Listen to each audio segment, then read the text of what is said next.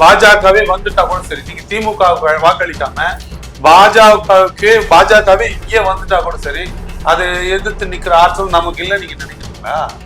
நீங்க நாம் தமிழுக்கு இல்லை நிக்கலாம், இல்ல இஸ்லாமியர்களுக்கு இல்லை நினைக்கிறீங்க? ஆமா, திமுக எடுத்த நிலைப்பாடு சரிதான்.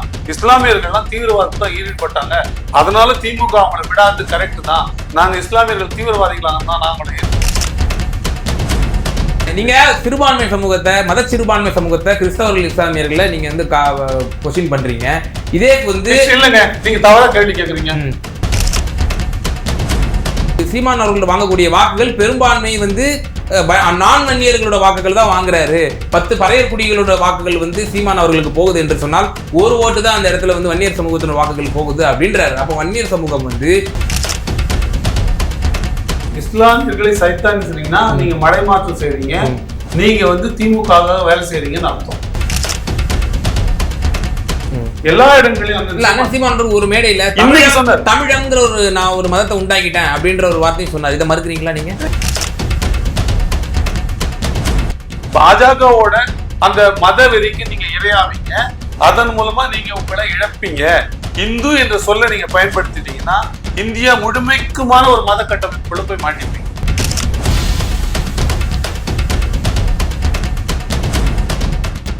குக்கு செய்திகள் நேயர்களுக்கு அன்பு வணக்கம். இன்றைய சிறப்பு விவாத நிகழ்ச்சியில நம்மோடு இணைந்திருக்கும் சிறப்பு விருந்தினர் நாம் தமிழர் கட்சியினுடைய வழக்கறிஞர் மரியாதைக்குரிய திரு ஸ்ரீதர் சதா இருக்காங்க. சார் வணக்கம். ஓகே, அந்த பாஷாபாய் அந்த விவகாரத்தை ஒட்டி நேற்றைய தினம் திருச்சியிலே வந்து ஒரு ப்ரெஸ் மீட்டை அண்ணன் தீமான் அவர்கள் வந்து சந்திச்சாரு.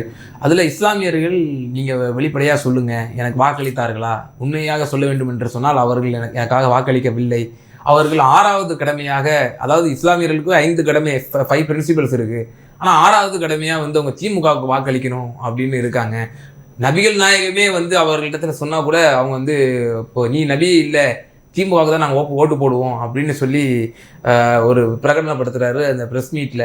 இது வந்து சில இஸ்லாமிய இயக்கங்களும் சுட்டி காட்டியிருக்கு. சில இஸ்லாமியர்களும் வந்து பல சமூக வலைதளங்கள் எழுதுறது பார்க்குறோம். எங்களுடைய உணர்வுகளை இது புண்படுத்த ஒரு உணர்வும் புண்படுறது. உண்மையிலேயே இஸ்லாத்தை நேசிக்கிறவர்கள், ஃபார் தட் மேட்டர் நான் சொல்றேன், உண்மையிலேயே கடவுளை நம்புகிற எந்த ஒரு மனிதனும் தன்னுடைய சுயலாபம் இல்லாமல் கடவுள் வந்து கருணையானவர் தான். கடவுள் வந்து நேர்மையின் பக்கம் தான் நிற்பாரு, கடவுள் வந்து நியாயத்தின் பக்கம் தான் நிற்பாருன்னு கருதுகிற எவருமே கடவுள் என்ன கருதுவாரு? நேர்மையின் பக்கம் நிற்கிறவனுக்கு கூட நில்லுன்னு தானே எந்த கடவுளாட்டம். அவர் வந்து கிருஷ்ணனா இருக்கட்டும், அவர் வந்து கிரைஸ்டா இருக்கட்டும், அவர் வந்து இயேசுவா இருக்கட்டும், ஈஸ்டனா இருக்கட்டும், யார் வேணா இருக்கட்டும், புத்தனா கூட இருக்கட்டும், என்ன நினைப்பாங்க? அறத்தின் பக்கம் நிக்கணும்னு நினைப்பாங்க. அப்ப அறத்தின் பக்கம் நினைச்சாதான் அது கடவுளா இருக்கும்.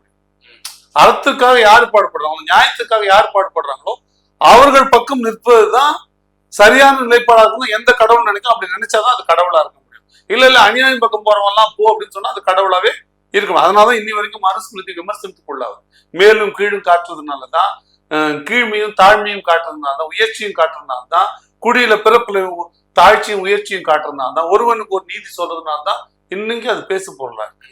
அப்ப உண்மையிலேயே ஒரு மதம் இருக்குன்னா, உண்மையிலேயே ஒரு கடவுள் இருக்குன்னா, கடவுள் உண்மையா இருக்குதுன்னா அது அன்புக்குள்ளியும் கருணைக்குள்ளியும் நேர்மைக்குள்ளியும் இருக்கிறது உண்மையா இருக்கும். அப்படி இருக்குன்னா நீங்க சொல்லுங்க, இந்த இஸ்லாமியர் விடுதலைகள்ல திமுகவோட நிலைப்பாடு. ஆமா, திமுக எடுத்த நிலைப்பாடு சரிதான். இஸ்லாமியர்கள்லாம் தீவிரவாதத்தை தான் ஈடுபட்டாங்க, அதனால திமுக அவங்களை விடாது கரெக்ட் தான். நாங்க இஸ்லாமியர்கள் தீவிரவாதிகளாக தான் நாங்கள எதிர்ப்பு.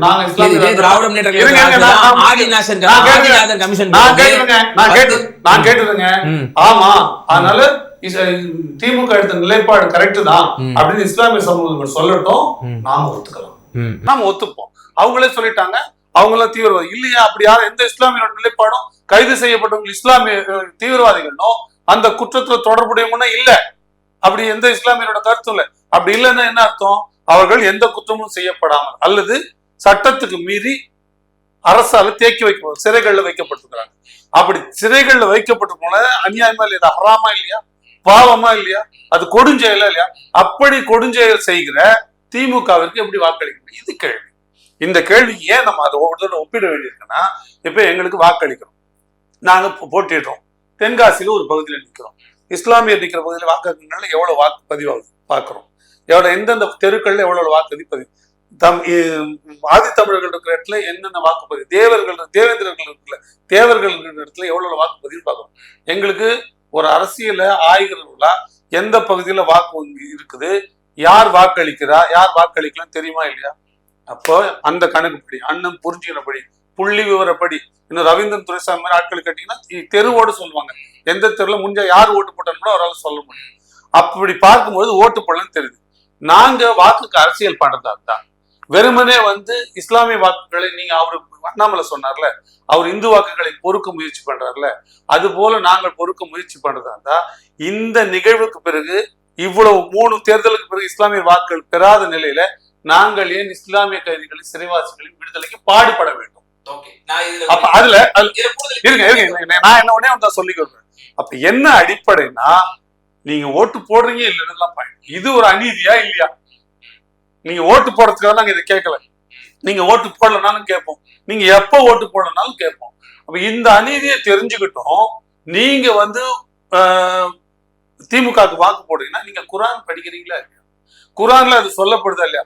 குரான்ல சொன்னத நீங்க மதத்தோட, நீங்க வேத நூல்களோட நீங்க ஒப்பிட்டு பாத்தீங்க அப்படின்னா, எந்த ஜனநாயகத்துல இயங்கக்கூடிய இயக்கங்களுக்கும் நம்ம வாக்களிக்கவே முடியாது. இஸ்லாமிய தரவுகளின்படி நம்ம அந்த அளவுகள் நம்ம கூடாது. இல்லங்க, அந்த அளவுக்கு சொல்லட்டும், நாங்க வாக்களிக்க மாட்டோம், இஸ்லாத்துப்படி நாங்க வாக்களிக்க மாட்டோம் சொல்லட்டும். அவங்களுக்கு குறைந்தபட்ச தமிழ்நாட்டுல பிஜேபி வந்துருச்சு, கால் ஊன்றுச்சு அப்படின்னா, இங்க வட மாநிலத்துல போல ஒரு சூழ்நிலை ஏற்பட்டுரும், பிஜேபி வந்துடக்கூடாதுங்கிற குறைந்தபட்ச அரண்ல திமுக அப்படின்னா திமுக வாக்களிக்கிறாங்க. அது நியாயமா இருக்காது, அது சந்தர்ப்பவாதமா இருக்கும். நீங்க பாஜகவே வந்துட்டா கூட சரி, நீங்க திமுக வாக்களிக்காம பாஜகவே இங்கே வந்துட்டா கூட சரி, அதை எதிர்த்து நிக்கிற ஆற்றல் நமக்கு இல்லை நீங்க நினைக்கிறீங்களா? நீங்க நாம் தமிழுக்கு இல்லை நினைக்கலாம், இல்ல இஸ்லாமியர்களுக்கு இல்லைன்னு நினைக்கிறீங்களா? யாருக்கு இல்லைன்னு நினைக்கிறீங்க? அப்ப அது தவறாங்க. அப்படி ஒரு செயல் திட்டத்தெல்லாம் இந்த தமிழ் மண்ணில கொண்டு வரவே முடியாது. அதனாலதான் இஸ்லாமியர்கள் இது அநீதிக்கு துணை போறாங்க, இது அப்பட்டமா தெரியுது, திமுக ஹராமான செயல்கள். நீங்க சிறுபான்மை சமூகத்தை, மத சிறுபான்மை சமூகத்தை, கிறிஸ்தவர்கள், இஸ்லாமியர்களை நீங்க கொஸ்டின் பண்றீங்க. இதே இல்லங்க, நீங்க தவறா கேள்வி கேக்குறீங்க. இஸ்லாமிய கிறிஸ்தவர்களை நாங்க கேள்வி கேட்கலங்க. சாத்தானின் பிள்ளை இஸ்லாமிய கிறிஸ்தவர்களை பண்ணலங்க, கேள்வி எதிராக கேள்வி கேட்கலங்க. யார் யாரெல்லாம் நியாயத்துக்கு புறம்பா நிக்கிறாங்களோ அவங்க எல்லாம் அங்க கேள்வி கேட்கல. இல்ல நீங்க சரி, ஓகே சார். இதே ரவீந்திரன் துரைசாமி உங்களுடைய ஆதரவாளர் தொடர்ச்சியா சொல்லிட்டு வராரு, அண்ணன் சீமான் ஆதரவாளர் ஒரு அரசியல். ஓகே ஓகே ஓகே ஓகே இதே அவர் என்ன சொல்றாரு அப்படின்னா, சீமான் அவர்கள் வாங்கக்கூடிய வாக்குகள் பெரும்பான்மை நான் வன்னியர்களோட வாக்குகள் தான் வாங்குறாரு, 10 பறையர் குடிகளோட வாக்குகள் சீமான் அவர்களுக்கு போகுது என்று சொன்னால், ஒரு ஓட்டு தான் அந்த இடத்துல வன்னியர் சமூகத்தினோட வாக்குகள் போகுது அப்படின்றாரு. அப்ப வன்னியர் சமூகம் பெருவாரியாக அண்ணன் சீமான் அவர்களுடைய எதிரான ஒரு மனநிலையோ அல்லது அவர்கள் தங்களுக்கான ஒரு தலைவரோ அவர்கள் தேர்ந்தெடுத்து வைத்திருக்கிறார்கள் என்று வச்சுப்போம். அப்ப அந்த சமூகம் அப்பட்டமாக அநீதிக்கு துணை போகுது என்று வச்சுக்கொள்ளலாமா? அண்ணன் சீமான் அவர்கள் நாளை தினம் வெளிப்படையாக பிரகடனப்படுத்துவாரா, வன்னியர் சமூகமே நீங்க அநீதிக்கு துணை போகிறாய், நான் ஒட்டுமொத்த தமிழ் சமூகத்துக்கும் நான் நிக்கிறேன், எனக்கு வாக்களிங்க அப்படின்னு சொல்லுவாரா? இல்ல, சொல்லிட்டு தான் இருக்காரு. யார் யாரெல்லாம் போடலையோ, இதுக்கு பிறகு நீங்க திமுக போடுறீங்களே, உங்களெல்லாம் யார் தான் எங்க சார் ஒரு எக்ஸ்ட்ரீமா போய் அந்த சமூகத்தை இங்க இந்தியாவில ஒடுக்கப்படக்கூடிய சிறுபான்மை சமூகத்தை சைத்தானின் பிள்ளைங்கிறாரு. ஆனா இஸ்லாமியர்களை சைத்தானி செய்றீங்கன்னா நீங்க மடைமாற்றம் செய்றீங்க, நீங்க திமுக வேலை செய்றீங்கன்னு அர்த்தம். இஸ்லாமியர்கள் எல்லாம் சைத்தானின் பிள்ளைகள் ஒருபோது சொல்லல. கிறிஸ்தவர்கள் இஸ்லாமியர் சைத்தானின் அதுதான் சொல்றேன். நீங்க இஸ்லாமியர்கள் கிறிஸ்தவர்கள் சொன்ன அந்த பொருள்ல கிடையாது. 4 செத்த போயிட்டு வா பண்ணா நான் செத்து போயிட்டு வருதா? பூமியே சுத்தி உன்னை பார்த்து உலகமே சிரிக்கணும், உலகம் பொழந்து கட்சி சிரிக்குதுன்னு அர்த்தமா? அது ஆது பெயர்னு பேரு. அது என்ன பொருள்னா, யார் யாரெல்லாம் இது போல அறத்தின் பக்கம் இல்லாமல் இருந்தவர்கள், இப்ப நீங்க அவர் தானே சொல்றேன், நானே சொல்றேன், யார் யாரெல்லாம் இந்த மாதிரி இந்துத்துவ நம்பிக்கை இருக்கிறவங்களோ இல்ல கடவுள் நம்பிக்கை இருக்கிறவங்களோ, நியாயத்தின் பக்கம் இருக்காங்க, அநியாயத்தின் பக்கம் இருக்கிற திமுகவுக்கு துணை நின்ற அதுவும் மத கோட்பாட்டுப்படி தவறுன்னு நான் சொல்றேன். கீதையை நாம நம்பலங்க, கீதையை நம்ம நம்பல, கீதையை நம்ம அது ஒரு பொருளா பேசல, நாம அதை எதிர்க்கிறோம். நம்ம திருக்குறளை தான் நாம அறமா பாராட்டுறோம். அதுதான் நம்ம ஒரு மத நூலாவே நம்ம கருதுறோம். மத நூலாவே கருதுறீங்க, வேதம்னு வாழ்வியலா கருதுறீங்க. வாழ்வியல் வேதம். அதே திருக்குறள்ல வந்து புலால் உண்ணாமை சொல்லுது. ஆனா அண்ணன் சீமா அவர்கள் ஒவ்வொரு மேடையிலும் மாட்டுக்கறி சாப்பிட்டு நல்ல ஸ்ட்ரென்த் கிடைக்கும்ன்றாரு. அதெல்லாம் சில முரண்கள் ஒரு கேள்வி இல்ல சார். இல்ல இப்ப என்னுடைய கேள்வி என்ன சார், இப்போ இஸ்லாத்துல உள்ளத எப்படி இஸ்லாம் உருவான எழுதப்பட்டது அப்படியே நீங்க கடைபிடிக்கப்படுதா? இல்ல எனக்கு புரியல. இஸ்லாம் எழுதப்பட்ட நாள்ல என்னென்ன கோட்பாடு இருந்ததோ அவையெல்லாம் இப்ப அப்படியே கடைபிடிக்கப்படுறனா? அந்தந்த தனிநபர்களால் கடைபிடிக்க இல்ல கிடையாது. அதுல எவ்வளவு மாற்றங்கள் மறுகள் வரும். அப்ப எது எல்லாமே ஒரு சூழல்ல ஒரு கோட்பாட்டுல எந்த பகுதி வாழ்க்கைக்கு சரியா வரலையோ இல்ல அது உலக விஷயம் ஒண்ணு இருக்கும், பயன்படுத்த முடியல. மார்க்க ரீதியா அவங்க நபிகள் நாயகம் அதை ஃபாலோ பண்ணுவாங்க. உலக ரீதியில அது மாறுபடும். இல்ல நான் அதான் திருப்பவும் சொல்றேன். நீங்க எல்லா கோட்பாடுகளும் இறை கோட்பாடுகள் உட்பட சில நிகழ்வுகளுக்கு உட்பட்டதுதான். நீங்க அடிப்படையில் என்ன தெரியுங்களா? அன்பு, கருணை, அறம், சகோதரத்துவம், சமத்துவம். இதுதான் எங்க உலகத்துல நீங்க எந்த மதத்துவமும் நீங்க படிக்க தேவையில்லை. இதை நீங்க கடைபிடிச்சீங்கன்னா எல்லா மதத்தையும் நீங்க கடைபிடிச்ச பௌத்தம் இதைதான் சொல்லுது, நீங்க சைவம் இதைதான் சொல்லுது, வைணவம் இதுதான் சொல்லுது, வள்ளல பகைவன் கழுவாய் நன்னெஞ்ச இதைதான் சொல்லுது. எந்த மதத்தை நீங்க பார்க்காமலேயே சொல்லலாம், இததான் சொல்லும். எல்லாருக்கும் இறங்கு. இப்ப என்னன்னா இததான் நீங்க என்ன சிக்கலா இருக்குன்னா சார், இப்ப அண்ணன் சீமான் அவர்கள் இப்போ உங்களை போன்ற விளக்கிட்டாங்க, பிரச்சனையே கிடையாது. என்ன பிரச்சனை? சீனியை விட்டுட்டு நீ வந்து கருப்பட்டிக்கு வந்துரு, இப்போ தாய் மதத்தை திரும்புன்னு சொல்றீங்க. ஆனா அது கொஸ்டின் பண்ணும்போது இல்ல நான் இந்துக்களை தான் சொன்னேன் அப்படின்னு சொல்லி அண்ணன் சீமான் அவர்கள் சொல்றாரு. இப்போ சொல்றேன், நீங்க அந்த நிகழ்வு கூட நீங்க திரிபுவாதம் தான் பேசுறீங்க. நான் அந்த நிகழ்வுல தாய் மதம் திரும்புன்னு சொன்னாங்க. அந்த நிகழ்வப்ப நான் சொல்றேன், அது சென்னையில நந்தம்பாக்கத்துல நடந்தது. அந்த நிகழ்வப்ப நான் இருக்கேன், அந்த பேச்சின் பொழுது நான் இருக்கேன். அங்க என்ன பேசணும்னா இந்துக்கள் என்று சொல்லிக்கிறாங்க, இந்துக்கள் கிடையாது, இந்துக்கள்ன்ற ஒரு இதுவே கிடையாது. நீங்க வரலாற்று போய் போயிடலாம். 1773க்கு பிறகு, அதற்கு பிறகுதான் இந்து என்ற பேரு ஹிந்தோஸ் வந்தது. தெரியுதுங்களா? ஹிந்தோஸ் வச்சாங்க. ஏன்னா சிந்து நதி பகுதியில வாழறவங்களுக்கு அன்றைய தேதியிலையும் இஸ்லாமியர்கள் இருந்தார்கள், அன்றைய தேதியிலும் அந்த சிந்து நதி பகுதிக்குள்ள கிறிஸ்தவர்கள் இருந்தார்கள். இந்த இந்தோஸ் என்ற பொருள் இல்ல, இந்தோஸ் சொல்ற இன்னைக்கு சொல்ற பொருள் இருக்குல்ல, இந்த பொருள்ல உள்ளது எதை குறிச்சதுன்னா இந்துக்களை குறிக்கல, இந்து கடவுள்கள் வாழ்ந்தாங்கிறவர் குறிக்கல, அந்த நிலப்பகுதியில வாழ்ந்த டோபோகிராபிக்கல் நேமா தான் எல்லாரையும் தான் குறிச்சது. இங்க அடிப்படையில் என்ன இருந்தாங்கன்னா ஆசீவத்தை கடைபிடிச்சவங்க, பௌத்தத்தை கடைபிடிச்சவங்க, சமணத்தை கடைபிடிச்சவங்க, சைவத்தை வைணவத்தை கண்டுபிடிச்சாங்க. அதாவது முக்கியமா என்ன சொல்றாங்க, 6 மதங்கள் சொல்றாங்க. சக்தியை வந்து வழிபட்டவர்கள் சாக்தர்கள், விநாயகரை வழங்கியவர்கள் கானபத்தியர்கள், முருகரை வழங்கியவர்கள் கௌமாரர்கள், சூரியனை வணங்கியவர்கள் சிவனை வணங்கியவர்கள் சைவர்கள், விஷ்ணுவை வணங்கியவர்கள் வைஷ்ணவர்கள். இது எல்லாத்தையும் ஷண்மதத்தையும் இந்த 6 மதத்தையும் சேர்த்து தான் ஹிந்துலான் பின்னால கோடிஃபை பண்றாங்க. அது வந்து ஹிந்துலான் ஏற்படும் போது அதை கோடிஃபை பண்ணாங்க, அது வரைக்கும் இல்ல. அப்ப இந்த பொருள்ல என்ன குறிப்பிடப்பட்டதுன்னா அந்த நிலப்பகுதியில வாழ்ற மக்களை தான் குறிப்பிட்டது. நீங்க வேதத்திலயோ இல்ல மனுஸ்மிருதியிலயோ வேற எந்த பழைய நூட்கள்லயோ இந்துன்ற வார்த்தை கிடையாது, இந்துன்ற சொல்லாடலே கிடையாது. 1773க்கு முன்ன வரைக்குமே அப்படி கிடையாது. அப்படி இல்லாத பொழுது அது ஒரு மதம் சார்ந்த சொல்லா மாறி இருக்கு. ஏன் இப்ப நான் ஒரு வழக்கறிஞரா 1900 இன்னைக்கு கூட 1935 ஆவணத்தை ஒண்ணு பார்த்துட்டேன். சைவ மதம் இருக்கு, விஷ்ணு மதம் பயிர் ஜீவனம், விஷ்ணு மதம் சிவ மதம் புருஷ மூல ஜீவனம். அப்படின்னா அந்த மாதிரி லேடி வந்து வாங்குறாங்க, அவங்க விஷ்ணு மதத்துல இருக்கிறாங்க, சைவ மதத்துல இருக்கிறாங்க. புருஷ மூல ஜீவனம் அந்த மாதிரி இன்கம் கிடையாது, வீட்டுக்கார நம்பி வாழறவங்கன்னு எழுதுறான், பயிர் ஜீவனம்னு எழுதுறான். அப்ப என்ன அர்த்தம்னா நீங்க 1956 முன்ன வரைக்கும் கூட அப்படி ஒரு கோட்பாடு இல்லை. அப்ப அது இருக்கு. உங்களை இந்துக்களாக இருக்கிற நீங்கள், கானபத்தியராக இருக்கிற நீங்கள், கௌமாரராக இருக்கிற நீங்கள், சாக்தராக இருக்கிற நீங்கள், சூரியனை கும்பிடுகிற சௌரராக இருக்கிற நீங்கள் அப்படிலாம் கருதிக்க வேண்டியதில்லை. இன்னைக்கும் பொங்கல்ன்றது சூரிய வழிபாடு தான். பொங்கல் என்ன வழிபாடு? அது என்ன இந்து பண்டிகை, தமிழர் பண்டிகை என்பது சூரியனை கும்பிட்டு பருதியை கும்பிட்டு பொங்கல் வச்சு கொண்டாடுறது, அன்னைக்கு வரவேற்கிறது. அப்ப இதெல்லாம் எதன் அடிப்படையிலன்னா இது எல்லாமே மதன் அடிப்படையில மாறிடுச்சு. உங்களை நீங்கள் இந்துக்களா கருதிக்காதீங்க, உங்களை நீங்கள் கூடுதல் இன்னும் சில விஷயங்களா சொன்னாங்க சைவரா கருதிக்கிங்க.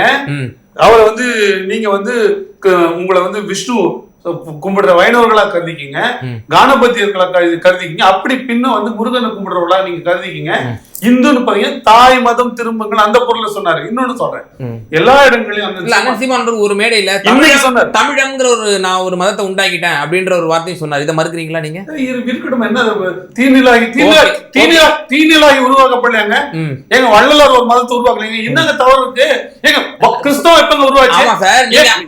இப்பதான் கேள்வியே வருது, நீங்கள் மதத்தை பரப்ப வந்தீர்களா அல்லது அரசியல் மக்களுக்கான நெறிக்கான அரசியல் செய்ய வந்தீர்களா அப்படிங்கிற ஒரு கேள்வி இருக்கு. மேலும் தீநிலாகியை உருவாக்க முடியும்னா இன்னொரு மதத்தை வள்ளலார் வள்ளலார் ஒரு மதத்தை உருவாக்க முடியும்னா, வைகுந்தர் ஒரு மதத்தை உருவாக்க முடியும்னா, ஒரு மனிதனால் உருவாக்க முடியும்னா, இதுல இன்னும் பெரிய குறைபாடு கிடையாது. அது என்னன்னு நீங்க நீங்க என்ன நினைக்கிறீங்கன்னா, ஒரு மதம் உருவாவதுன்றது யாரோ விரும்புகிற ஒரு மதத்தை அது இடைஞ்சல் பண்ணி குறைச்சிருமோ அப்படின்னு நோக்கத்துக்காக பேசுது. அப்ப யாரோ ஒரு மதத்தை ஏதோ ஒரு மதத்தை காப்பாத்த அந்த முயற்சி எதுக்குன்ற பிரச்சனை இல்லை சார். தமிழங்கிற ஒரு மதத்தை உருவாக்கட்டும், அது தங்களுடைய மக்களை வந்து நெறிப்படுத்தட்டும், பிரச்சனையே இல்லை. ஆனால் இப்ப இந்துக்கள் இங்க சொல்லக்கூடிய மக்களை வந்து தாய் மதம் திரும்பி, நீ வந்து சைவத்துக்கு வா, வைணவத்துக்கு வா அப்படின்னு சொல்லி நீங்க நெறிப்படுத்துறீங்க இல்லையா? நான் என்ன கொஸ்டின் பண்றேன் அப்படின்னா, உங்களுக்கே இந்த வேலை, நீங்க மதத்தை ஏன் பரப்புறீங்க? மக்களுக்கான அரசியல் செய்ய நான் சொல்றேன். மேல கூடுதலா என்ன கேக்குறேன்னா, ஏன் அந்த மக்கள் தாய் மதம் தான் திரும்பணும் அப்படிங்கிற ஏதாவது நிர்பந்தமா? ஏன் அவங்க ஏன் வந்து அவங்களுக்கு விரும்பிய மதமான கிறிஸ்தவத்துக்கோ இஸ்லாத்துக்கோ இன்னும் பிற பௌத்தத்துக்கோ எங்கனாலும் போகட்டும், அவங்களோட சாய்ஸ்க்கு நம்ம விடுவோம். ரொம்ப எளிமையான பேச்சு. தங்களை ஏன் இந்துக்கள் என்று அவர்கள் சொல்லிக் கொள்கிறார்கள் என்றால், தாங்கள் இன்னமும் சிவனை வணங்க விரும்புவதால் தான், தாங்கள் இன்னமும் திருமாலை வணங்க விரும்புவதால் தான், தாங்கள் இன்னமும் விநாயகரை வணங்க விரும்புவதால் தான், தாங்கள் இன்னமும் முருகரை வணங்க விரும்புவதால் தான் அதோடு தொடர்பு படுத்திக்கிட்டு அவங்களை இந்துக்கள் நினைச்சுக்கிறாங்க. நீங்க இந்துக்கள் நினைக்கும் பொழுது இந்த இந்துத்துவா அந்த கோட்பாட்டுக்குள்ள போயிடுவீங்க. பாஜகவோட அந்த மத வெறிக்கு நீங்க இரையாவீங்க. அதன் மூலமா நீங்க உங்களை இழப்பீங்க. இந்து என்ற சொல்ல நீங்க பயன்படுத்திட்டீங்கன்னா இந்தியா முழுமைக்குமான ஒரு மத கட்டமைப்புக்குள்ள போய் மாட்டிப்பீங்க. அப்ப உங்களுக்கு கிடைக்காது. இப்போ நேற்று நீங்க சொன்ன அதே இதுலதான் சொல்லியிருக்கேன், மதத்தின் அடிப்படையிலான மனிதம் வந்து கணக்கெடுக்கப்படுகிற கேவலமான சூழ்நிலை இந்தியாவில் மட்டும்தான் இருக்குன்னு பேசினாரா இல்லையா? இவரு ரகுமான் வந்து மைனாரிட்டியா இருக்காரு, ஆனா அவரோட உடம்பு நெஃப்யூ வந்து இந்துவா இருக்காரு, மெஜாரிட்டியா இருக்காரு. இளையராஜா வந்து பெரும்பான்மை சமூகமா இருக்காரு, இளையராஜாவோட மகன் யுவன் சங்கர் ராஜா மைனாரிட்டியா மாறி. இது என்ன ஒரு கேடு கெட்ட நிலைமை பேசுறாரு? அது ஏன் உங்க கண்ணுக்கு தெரிய மாட்டுது? அப்ப நீங்கள் ஏதோ ஒரு கண்ணாடி போட்டு பார்க்க விரும்புகிறீர்கள். நீங்க ஒரு கட்சின்றது எல்லாவற்றையும் தொட்டுதான் இயங்கும் நான் நம்புறேன். அதுல மதமும் உட்பட நான் சொல்றேன். அதுல 2 விதமான கோட்பாடு இருக்கு. ஒண்ணு, இந்த நிலத்துல உருவாகி வந்த மதங்களை அதற்கு வரும்போது சிக்கல் வரும்போது அதற்கு நிக்கிறது. அதே மாதிரி வேறு ஒருவர் விரும்பி இன்னொரு மதத்தை கடைபிடித்து அதை உள்ளோர ஏற்று விரும்பி கையாளும் போது அதற்கு யாராவது இடைஞ்சல் செய்யும் போது அதை எதிர்த்து நிற்பது. வீர தமிழர் ரெண்டுமே இஸ்லாமியர்கள் இருக்காங்க. ஆமா இருக்காங்க. முழுக்க முழுக்க இஸ்லாமிய சித்தாந்தத்துக்கு எதிரானது தானே. அது ரொம்ப சின்ன கோட்பாடு தான். அது இறை நம்பிக்கையை பொறுத்த வரைக்கும் நீங்க சொல்ற கடவுள்னா வானத்துல ஒருத்தர் இருக்காரு, அவர் வந்து இப்படி கை காட்டுவாரு, நன்மை நடந்துரும், அவர் தான் உங்க வாழ்வியலுக்கு எல்லா உதவியும் பண்ணிடுவாரு அப்படின்னு கிடையாது. நீங்க உங்க மூக்க சிந்தி போடணும்னா கூட கடவுள் கருணை ஆகாது, உங்க கட்சி துணை தான் தேவைப்படும். அதற்கும் கடவுளுக்கும் சம்பந்தம் இல்லை. நாங்க சொல்ற இறைன்றது முன்னோர்கள், முன்பு வாழ்ந்தவர்கள். எல்லா உலகம் புறா மதங்கள் எப்படி தோன்றியது அப்படின்னு பாத்தீங்கன்னா, இன்னைக்கு ஜீசஸ் கிரைஸ்டையே கடவுளா கும்பிடுறவங்க நினைக்கிறவங்களும் இருக்காங்க. அதுக்கு மேல இறை ஒருத்தர் இருக்காரு அப்படின்னு நினைக்காம அல்லாஹ்வை பெரிய ப்ராஃபட் முகமதே தெய்வமா கருதுறவங்க இல்ல. தமிழ்ல எங்கேயுமே கிடையாது. நீங்க எங்கேயுமே கிடையாது. நீங்க ஆதாரம் காட்டுங்க. நான் சொல்றேன். நீங்க இஸ்லாமிய பார்வையில சொல்றீங்க, நான் வந்து இஸ்லாம் தெரியாத ஒரு பார்வையில சொல்றேன். பொது பார்வையில தான் நான் பார்த்தேன். இல்ல நான் பொதுப்படையா தான் நான் எல்லாமே ரொம்ப நான் எல்லாமே எனக்கு ஒரு 12வது படிக்கிற வரைக்கும் ஜீசஸ் கிரைஸ்ட் தான் சாமி, முகமது தான் கிறிஸ்தவ மதத்துல இருக்கலாம் சார். இல்லங்க, நானே நினைச்சிட்டு இருந்தேன். நானே அப்படிதான் நினைச்சிட்டு இருந்தேன். அதோட வழித்தோன்றல் தான், அதோட சிந்தனைகள் தான் வந்து உங்களுக்கு பல மத குருமார்களை வழங்கப்படும். இங்க வருது இந்து மதத்துல கூட பல குருமார்கள் கூட உருவப்படங்கள் இருக்கிறது, வழிபடுகிறார்கள், சிலை இருக்கிறது. ப்ராஃபட் முகமதுக்கு இதுவரை சிலையோ உருவப்படம் இது வரைக்கும் இருந்தது உண்டா? வரலாறுல ஒரு சின்ன எக்ஸாம்பிள் கேக்குறேன். நான் என்ன கேக்குறேன், நான் மறுக்கவே இல்லையே. நான் ஏதோ அப்படி சொன்னது போல நீங்க கேள்வி கேட்கறது கேள்வியோட பிழை இல்லையா? நான் அப்படி எங்க சொன்னேன்? அப்படி கருதுற எண்ணம் உடையவர்களுக்கு நான் இருந்திருக்கேன்னா இப்ப நானே வந்து சட்டத்துக்கு படிக்க ஆரம்பிச்ச பிறகு பல விஷயங்களை தெரிஞ்சுன்னா அப்ப கடவுள்னா எப்படி இருக்குது, வழக்காறுன்னா என்ன, வழக்குன்னா என்ன, கோட்பாடுன்னா என்ன, சட்டம் அப்படிதான் அது வழக்காறு தான் மாறுது சட்டமா. அதெல்லாம் எங்களுக்கு திருமணங்கள் எத்தனை வகை இருக்குது, திருமணத்துல இந்து திருமணத்துல 7 வகை 8 வகை இருக்குது, எத்தனை வகையான இதெல்லாம் படிக்கும்போது தான் கடவுளை பற்றி புரிதலும் எந்தெந்த மதத்துல எந்தெந்த கடவுளை எப்படி எப்படி கருதுறாங்க. அப்ப நாம எப்படி நிலைப்பாடு கொண்டு வந்தோம். நானே ஒரு வழக்கறிஞரா போனேன். இன்னைக்கும் கூட அதனாலதான் மேரி மாதாவை கும்பிடுறவங்க இருக்காங்க, அதனாலதான் ஜீசஸ் கிரைஸ்ட கும்பிடுறவங்க இருக்காங்க, அல்லா பிச்சன் பேர் வச்சு இருக்கிறவங்க, முகமதுன்னு பேர் வச்சு அதே சாமி பேர் நினைச்சுக்கிறவங்க இருக்காங்க. நீங்க ஒரு இஸ்லாமிய பார்வையில் அது இல்லாம இருக்கலாம், ஆனா இஸ்லாமியர் அல்லாதவர்கள் ஒரு வெகுஜன பார்வையில ஒரு குறைந்த படிப்பறிவுள்ள வரல இருக்கு. நீங்க அப்படி நான் நினைச்சுக்கிறது நீங்க வேணாம்னு எப்படி சொல்ல முடியும். நீங்க இஸ்லாம் நெறி தெரிஞ்சவரா கோட்பாடு தெரிஞ்சவரா நீங்க வச்சுக்கோங்க. நான் வந்து ஒருவேளை கடவுளை போதிக்கிறவரை கூட, இப்ப வள்ளலார கூட போதிச்சவரை கடவுளை பார்க்கறவங்க இருக்காங்க, வைகுந்தர கடவுளை பார்க்கறவங்க இருக்காங்க. பௌத்த மதம் ஏற்குதானே இல்ல. உலகத்துல எனக்கு தவறி கூட செத்து பிறகு நீங்க எனக்கு செலவச்சிடாதீங்கன்னு சொன்னார் புத்தர். ஆனா ஹீனயானம் மகாயானம் 2ஆ பிரிஞ்சு உலகத்திலேயே அதிகமாக செலவழிக்கப்பட்டது புத்தருக்கு தான். அது தெரியும் அந்த வரல. அப்ப அப்படியே தான் இயங்கு தானே இல்ல. நீங்க அவங்க விரும்பினாங்களா இல்லையா, அந்த கோட்பாடு அடிப்படையில் அப்படி இருக்குதா இல்லையான்னு கேள்வி இல்ல, இன்னைக்கு எப்படி பார்க்கப்படுதுன்னு நான் சொல்றேன். அப்ப ஏன் பார்வையில அப்படி கூட இருக்கு. அந்த மக்களுடைய நடைமுறையும் நம்ம ஏன் இல்ல விவாத பொருளாக்க வேண்டிய அவசியம் இல்லை. அப்படி ஒரு பார்வை இருக்கானா இருக்கு. அது சரியா இல்லையானா அது அவங்கவுங்க சொல்லட்டும். எனக்கு இப்படியே கடவுளை பார்த்துட்டா வசதியா இருக்குன்னா நான் இப்படியே பாத்துக்கிறேன், நீங்க பண்றீங்க. எனக்கு எங்க தாத்தா படத்தை வச்சு அவர் தான் எனக்கு எல்லாம் துணை நிக்கிறாரு, எங்க அம்மா படத்தை வச்சு அவங்க தான் எனக்கு துணை நிக்கிறாரு நம்பிக்கை முடிஞ்சதுன்னா அதுவே கூட மதமா இருந்துட்டு போட உங்களுக்கு என்ன சிக்கல். நீங்க என்ன இத்தனை தேதிக்கு போங்க, இத்தனை மணிக்கு வாங்க, இந்த பூஜை பண்ணுங்க, இத்தனை மணிக்கு தொடர்ந்து என்ன சொல்லாதீங்கன்னு நான் ஒருத்தர் சொல்லனா அப்படி சொல்ல உரிமை உண்டு. கடவுளை விரும்புவதற்கு எப்படி உரிமை உண்டோ, கடவுளை வேண்டாம் என்று சொன்னாலும் அவரையும் சமம். அவர் கடவுளை வேண்டான்றாரு, அவர் மோசமான சொல்ல உரிமை இருக்கான்னா உரிமை இல்லைன்னு நான் கருதுறேன். அது மதம் சொன்னாலும் எந்த மதம் சொன்னாலும் உரிமை இல்லைன்னு நான் கருதுறேன். உங்களுக்கு நம்பிக்கை உரிமை உண்டு, நம்புங்க. நீங்க எதை வேணா கல்ல நம்புறீங்களா நம்புங்க. நீங்க எதுவுமே பொது ஒரு வெட்ட வெளியில கடவுள் ஒரு பேர் தாங்கிய ஒரு மதத்தை உடையவர், அவருடைய தனிப்பட்ட கருத்து என்பது அந்த மதத்தினுடைய கருத்து ஆகாது அப்படிங்கிற நிலைப்பாடுல கரெக்டா இருக்கீங்களா? ஆமா, எப்பயுமே அது கிடையாது. ஓகே.